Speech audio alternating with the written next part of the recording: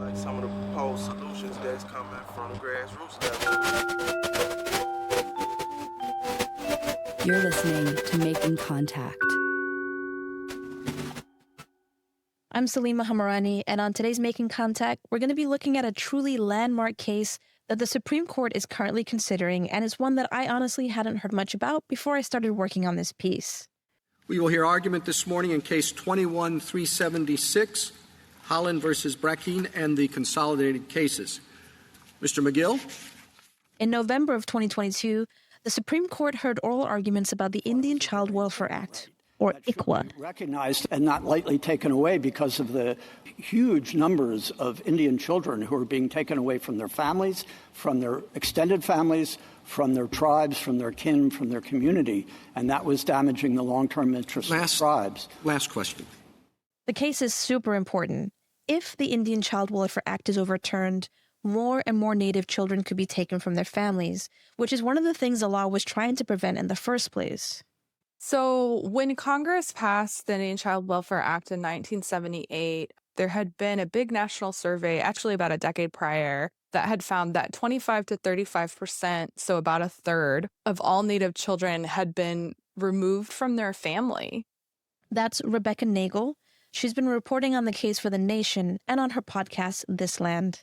And yeah, she just said that in 1978, a third of all Native children had been removed from their families. And so a couple things were going on. There was literally a federal program called the Indian Adoption Project, where the Bureau of Indian Affairs gave the Child Welfare League of America money to take Native children and put them in white homes, with the very racist thinking that they were better off there. And then what was actually happening in much higher numbers was that state child welfare agencies were taking Native children mainly just because their families were poor. And instead of giving those families resources or support, it was actually less expensive for them to place those children in white and middle class foster homes. And so Congress passed ICWA in 1978. The law does actually a ton of different stuff. And I think the easiest way to think about ICWA is like a set of guardrails. And so that when a Native kid is either entering foster care or in a private adoption proceeding, it's harder to separate that child from their family and their tribe. So basically, ICWA forces welfare agencies to try and place a child within their extended families before placing them in non-Native homes. And even with ICWA in place, Native children are still 3 times more likely to be removed from their families than other races, and over a half of them will be placed in non-Native families. That's because of long-standing issues like racism against Indigenous communities, but also because there's widespread non-compliance with the law. And as stark as those numbers might seem, it's still an improvement from pre-ICWA days. Back then, 85% of Indigenous children removed from their homes were adopted into non-Native families. And it's this law, the Indian Child Welfare Act, that could be overturned because of a lawsuit that made it all the way to the Supreme Court. The big lawsuit is Holland v. Brackeen. And basically, the Librettis and their co-plaintiffs, who are 2 other foster families who wanted to adopt Native children, they alleged that ICWA discriminated against them. So, discriminated how? Can I ask you what the race is of the plaintiffs? Because that seems to be at the heart of the lawsuit. Yeah, so the Brackeens, Chad and Jennifer Brackeen, are a white upper middle class family that live in the suburbs of Fort Worth. Danielle and Jason Clifford live in Minneapolis. Interestingly, Danielle actually does have Indigenous ancestry. Her father is First Nations from Canada. She doesn't identify herself as Native or Indigenous in any of her court filings. And her husband, Jason's white, and the Librettis are white. So those are the plaintiffs. Okay, so just to be clear, they feel as if they're being discriminated against because they're white? Only because they are not Native. They weren't chosen as the adoptive families for these kids, and that was unconstitutional racial discrimination that they experienced. The idea that ICWA is unfair for non-natives is the backbone of the argument for the opposition. Here's part of the opening comments from Matthew D. McGill on behalf of Everett Brackeen. According to the federal government, in 2020, there were over 11,000 Native American children in state foster care. The problem is that there are fewer than 2,000 Native American foster homes. That means each year, hundreds, if not thousands, of Indian children are placed in non-Indian foster homes. And sometimes there, they bond with those families. Yet when those families try to adopt those children, ICWA rears its head for a second time, allowing tribes to play the proverbial ICWA trump card at the 11th hour. This flouts the promise of equal justice under the law. So the plaintiffs are arguing that ICWA is racist. But that kind of falls apart if you look at any of the details of the case. Because if there's racism in the child welfare system, then the story of the Librettis and Baby O shows us that it's definitely not against white people. Okay, so Rebecca, can you talk to me about Baby O and how she came to meet the Librettis? Yeah, so Baby O was placed for adoption at birth. Her mother surrendered the baby under Nevada's safe haven law. Those were laws that were passed in response to high-profile cases of children, being left in a bathroom or in a dumpster. And they're supposed to allow parents to abandon children, very young children, in a moment of crisis without the fear of being prosecuted for abandonment. When the baby was a few days old, she went home with a white couple who live in Sparks, Nevada, named Heather and Nick Libretti. And a few weeks after she was in their home, her father's name was found on a lab slip. And he was contacted and he was interested in raising the child. And so the case transitioned from being like a safe haven case to being a foster care case where the plan was reunification with the father.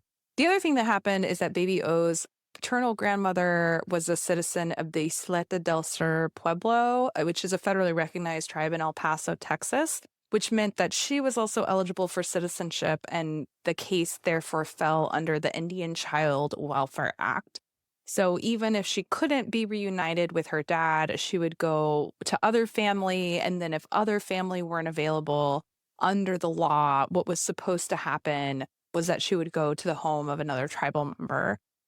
And there's a reason that placing children with relatives is a good idea, even if the child isn't indigenous. So in the decades that since ICWA was passed, tons of research have shown that not just Native children, but all children in the foster care system do better when they're placed with relatives. So they're less likely to age out of the foster care system. They're less likely to re-enter the foster care system. They're less likely to have mental health or behavioral problems later. Which is why ICWA is often called the gold standard of procedure in child welfare cases. And I think it's actually we can look at what the research says, but I think it's a pretty easy thing to understand. Just imagine a child in your life, and if something happened where their parents or their primary caregivers were no longer able to take care of them, would you want that child to go live with strangers? Or would you want that child to stay with you or another member of your family? I mean, I think it's something that a lot of us actually really do understand and doesn't take a lot of explaining. So were social workers supposed to reach out to Baby O's family before they decided to let the Librettis keep her? Because, if ICWA is the gold standard for procedure in these kinds of child welfare cases, I'm curious to know what exactly happened in this situation. Yeah, so one aspect of the law is what's called placement preferences. And so what happens first in any case, not just ICWA cases, is that social workers try to reunify the child with their parent. And so in this case, it was Baby O's father. He was struggling with a substance use disorder. And actually, one of the things to note was he was trying to get access to treatment. And social workers referred him to a treatment center that had a pretty steep intake fee. And when he told them he couldn't afford the fee, they didn't offer to write him a waiver. And so there's just all of these little things where the cases kind of just went off track. And then outside of the father, there were other family members? Yeah, so there was a paternal grandmother that came forward and also a paternal uncle. They both started the paperwork and then both changed their minds. After that happened, her tribe identified 39 family members that could be potential foster care placement. They handed that list over to social workers in Nevada, and social workers in Nevada didn't contact anyone on the list. The tribe actually had to get a judge to order the social worker to start making those calls. And we should add here that it's not just ICWA that requires social workers to contact extended family. It's actually part of Nevada state law as well. Social workers are not only required to try and place children with family wherever possible, they're also supposed to diligently search for those family members. And what we can see in the case of Baby O is that social workers did the opposite. Rebecca, I think I also remember reading in your article in The Nation that during your research, you actually were able to find even more relatives. And I mean, you're not even the social worker on the case. We found 2 relatives who, when contacted, were interested in fostering and adopting Baby O and who actually started the process. One woman actually went all the way through the process, got her foster care license, and actually fostered other children. But then the Librettis decided to fight for custody. They hired lawyers. They had conversations with family members who are interested in adopting and fostering Baby O about why they shouldn't do that and why Baby O is in the best place. And ultimately, they won the sympathies of the social workers who are working on the case. And ultimately, Nevada social workers in Washoe County threatened to place the child back with her biological mother on paper, but she would actually still live with Heather and Nick Libretti. Basically, if the tribe wouldn't agree to let Heather and Nick Libretti adopt the child. And so under that very extraordinary circumstance, there was a settlement agreement and Heather and Nick Libretti won custody.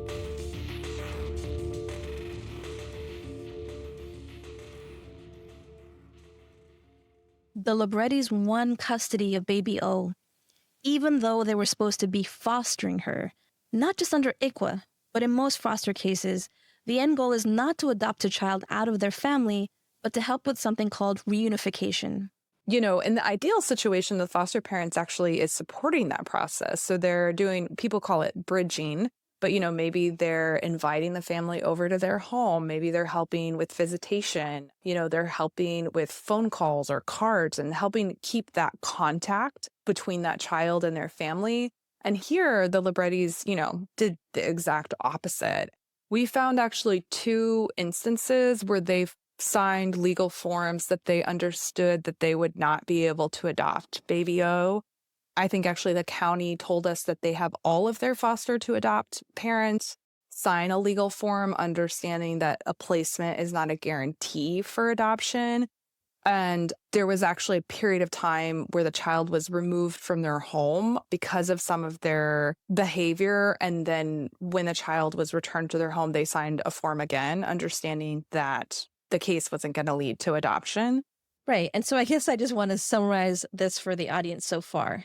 So, Baby O's family, her indigenous family, did come forward, but the state agencies didn't try very hard to comply with ICWA, even though it's the law. And on the other hand, this white family who was fostering her, who violated the terms of their own signed agreements with the welfare agencies, somehow they still managed to get custody of Baby O, and they adopted her. And the adoption is finalized. And so the federal lawsuit that is ongoing won't impact their adoption. It's final. So she's being raised by them. So that makes me want to ask, with all of this background, how did the case make it all the way to the Supreme Court? If despite the law and everything that happened, that the white couple still has custody of the child? Yeah, the facts on the ground really do not line up with the case that the individual plaintiffs have made in front of the Supreme Court. And one of the ways that that's legally relevant is this question of whether or not the plaintiffs actually have standing.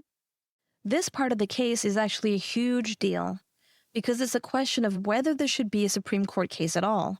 I'm going to play you a little bit of the lawyers speaking on behalf of the tribal parties, and it might sound like a lot of impenetrable legal jargon, but bear with us, we'll explain. You, in your opening statement, you said that this is a bad case to deal with this question because the individual plaintiffs don't have standing. Why not?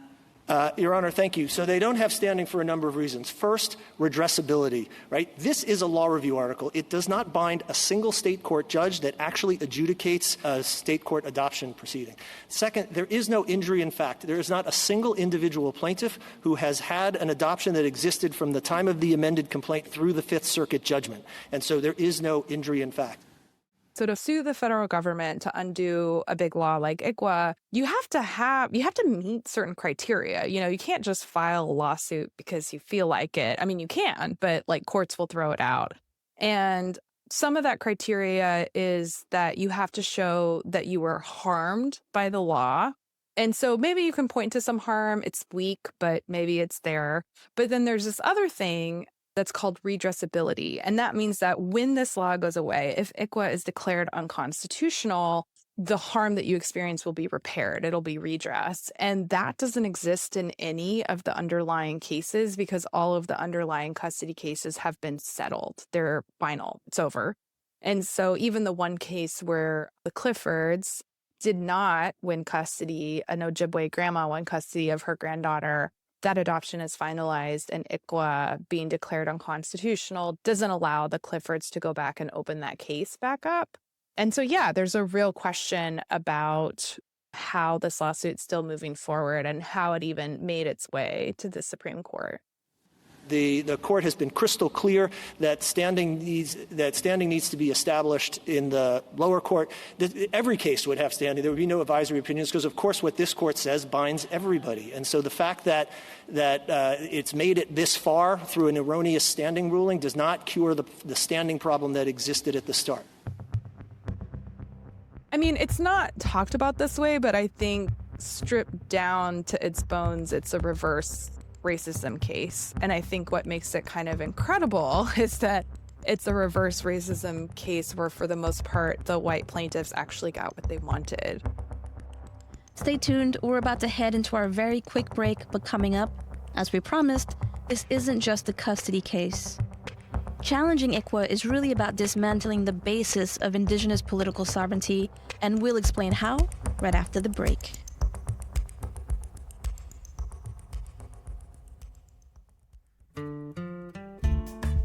Hi, I'm Amy Gastelum, and I am jumping in to remind you that you are listening to Making Contact.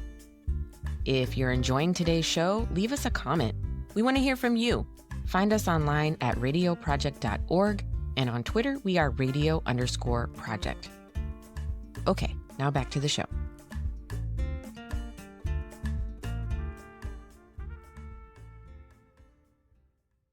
Welcome back to Making Contact. Today we're looking at a lawsuit at the Supreme Court that could overturn the Indian Child Welfare Act, or ICWA.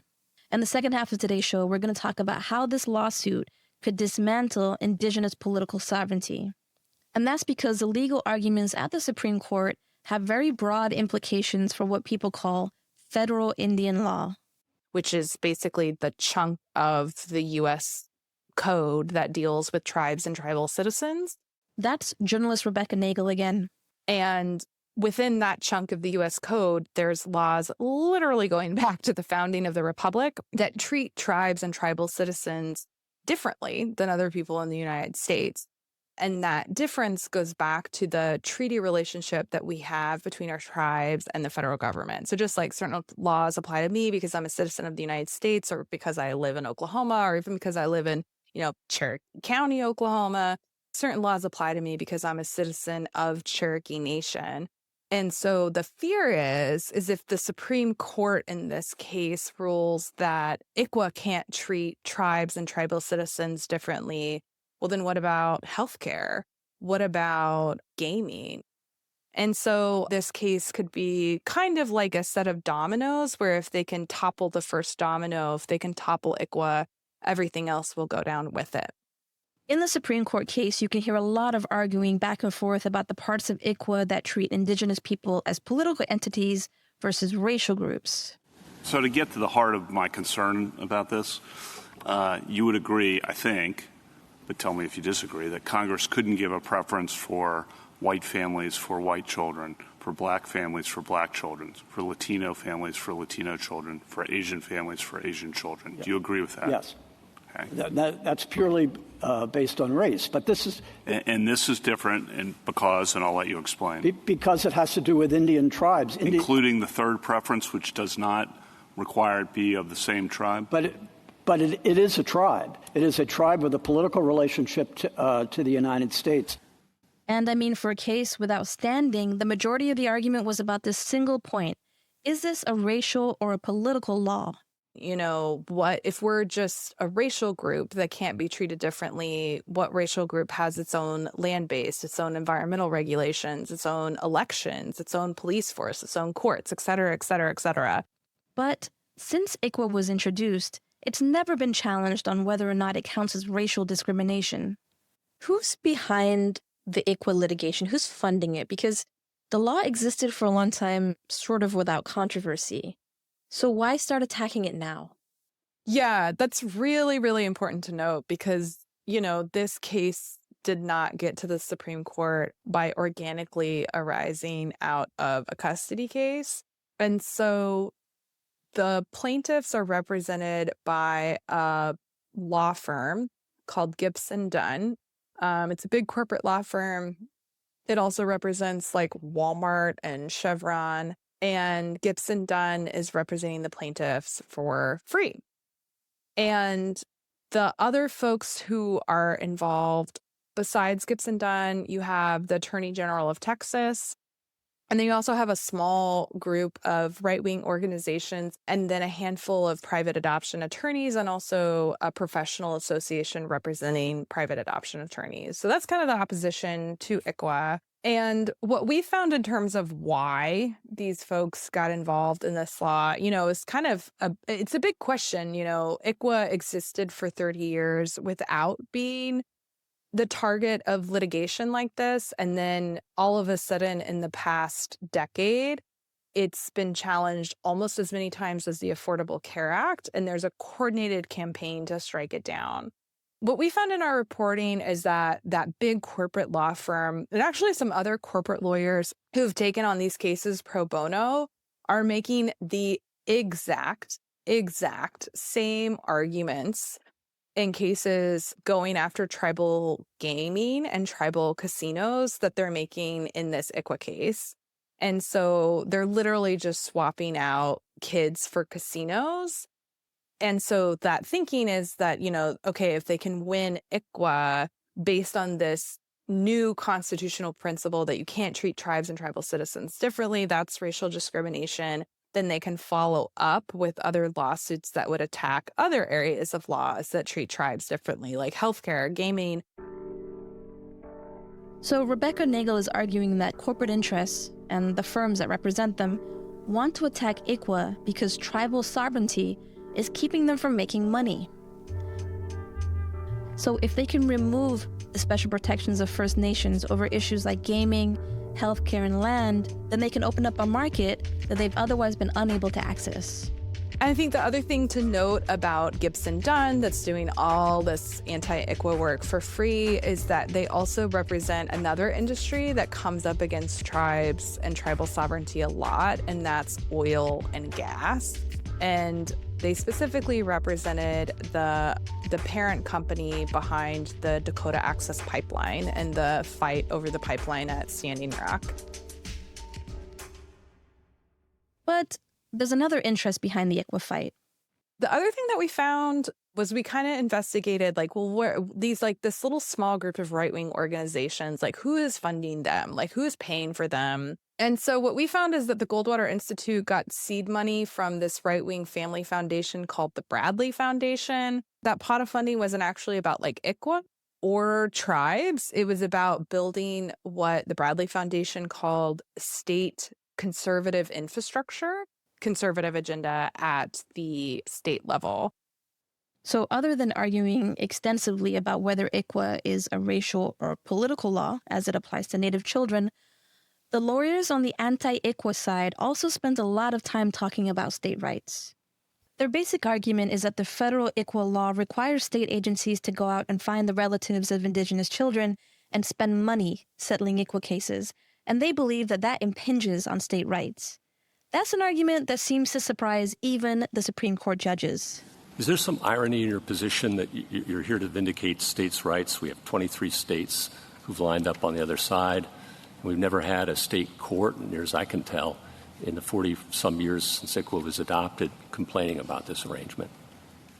I don't understand that to be correct, Your Honor. I think there are state courts that have recognized that ICWA has far exceeds what Congress's. Have state courts held that this is unconstitutional?